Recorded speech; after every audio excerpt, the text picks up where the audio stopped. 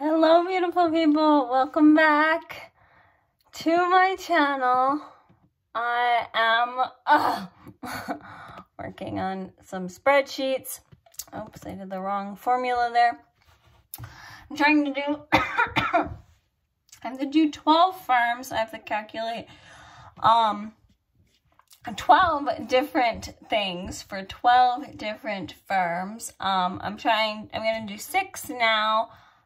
It is really late when I'm recording this video. I'm gonna do 6 now, and then I'll do the other 6 tomorrow morning because I still didn't exercise yet. Anyway, I was kind of like thinking about, I want to say, I totally lost my train of thought. Oh, when I say, hello beautiful people, welcome back to my channel. That phrase, beautiful people, I wanted to talk about it and kind of why I chose that for my channel.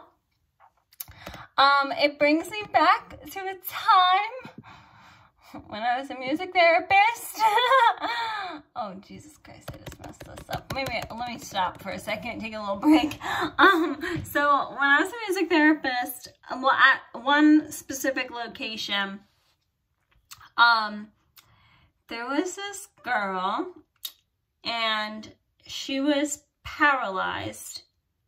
Like, so this one particular client, she was paralyzed from the waist down right when she was like 5.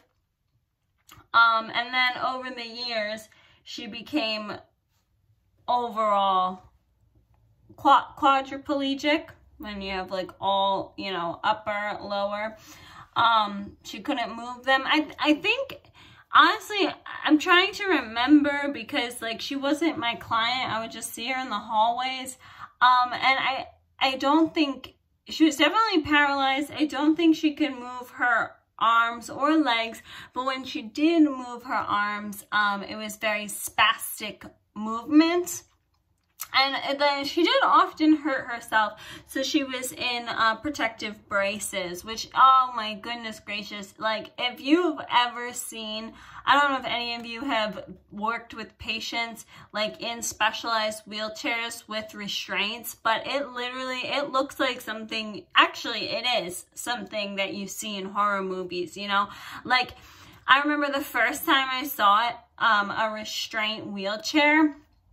Obviously, I was a student, and it looked like one of those chairs that, like, you know, when you're in the underworld, like you're in this like uncomfortable chair, and then they have you like strapped down, you can't move, and then they like shock you. Does anyone know what I'm talking? I feel like this was in Hercules or something, but maybe it wasn't. But that's literally what it looks like.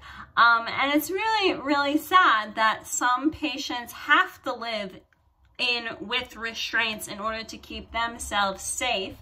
I love when people decorate their wheelchairs. I think that's such a beautiful thing, and I wish it was something that was more readily available for adults, because I see a lot of children do it, but I think adults should, you know, might as well. It's just like a car, you know?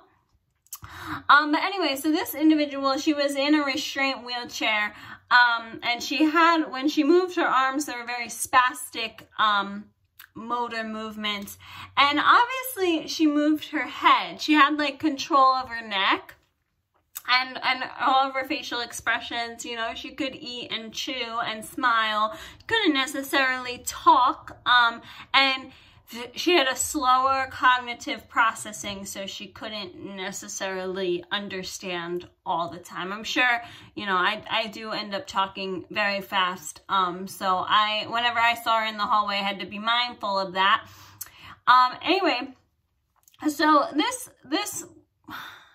woman, she was a woman, she was 35 when I met her, and my heart went out to this woman, because I understand she wasn't my client in particular, but she always had a smile on her face, and it was such a beautiful thing to see a patient in a horrible situation. I mean, I have lots of enemies. You all know who you are. No, I'm just kidding. But you know what I'm saying. We all have people that we don't like in our lives. But even the people that we hate the most, like, I would never wish this on anybody. Like, you know, I would never ever wish this on my worst enemy, like this lifestyle.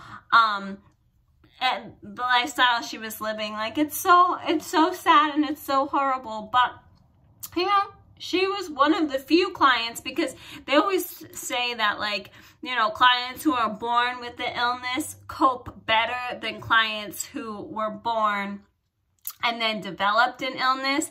That actually has been disproven with my personal work experience, because sometimes I feel like both of them, you know, sometimes I feel like the ones that are born with an illness handle it worse at times, depending on when the other one received their illness. But that being said, this client was one of the few clients that had a very positive outlook to life, and she was always smiling, and she was always living her best life.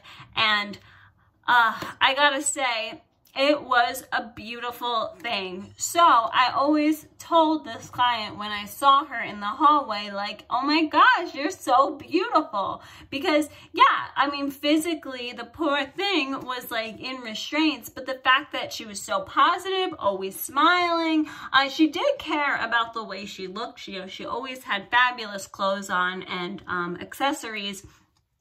But the point is that her behavior, her outlook on life was so beautiful. So I used to say to this woman that she is beautiful, because she was. And I don't think that she ever, in her 35 years of living, heard somebody say she was beautiful. So, because when I told her that the first couple of times, like, her smile just grew so large, as if she never heard the term before. So that started to get me thinking, like, maybe nobody ever called her beautiful before. So then when I had patients who were sometimes a little bit difficult, you know, women, oh, you're so beautiful. Like, oh, you know, you did that so beautifully. Oh, like, it was kind of my new adjective, you know, like, oh, you did that so beautifully. Oh, you look so beautiful in your Halloween costume. Oh, you know, if you're a man, wow, you look really handsome today. And sometimes it was usually like followed up with something like, you know, obviously I didn't go around calling people beautiful and handsome all the time. But, you know, if they were wearing a special hat or their favorite jacket, or if they dressed up for Halloween as a princess, which happened a lot, you know, did an art project, like, that's beautiful. You're handsome. You're pretty. So these types of terms, and I started to notice that over the course of 2 years of working at 2 different facilities, I noticed that a lot of these clients never had those terms mentioned to them before. So men were not called handsome. Women were not called beautiful until I came and said it, because I saw how much of a difference it made in that one client.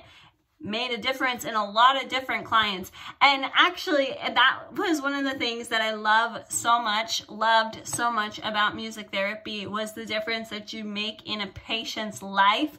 And that's another reason why I'm continuing my journey in healthcare. So that's a little tidbit story behind my intro.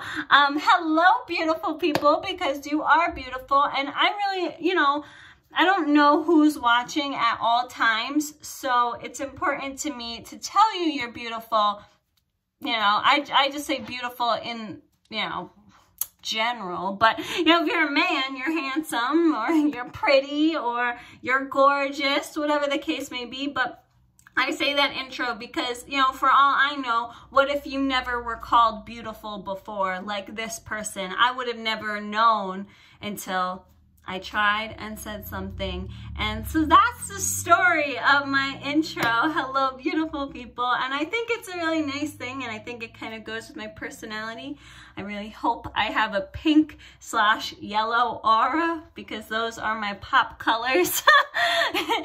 Yellow for my accessories, pink for my clothes, You guys saw the purple lights go off in the background. But anyway, so that's the story, friends.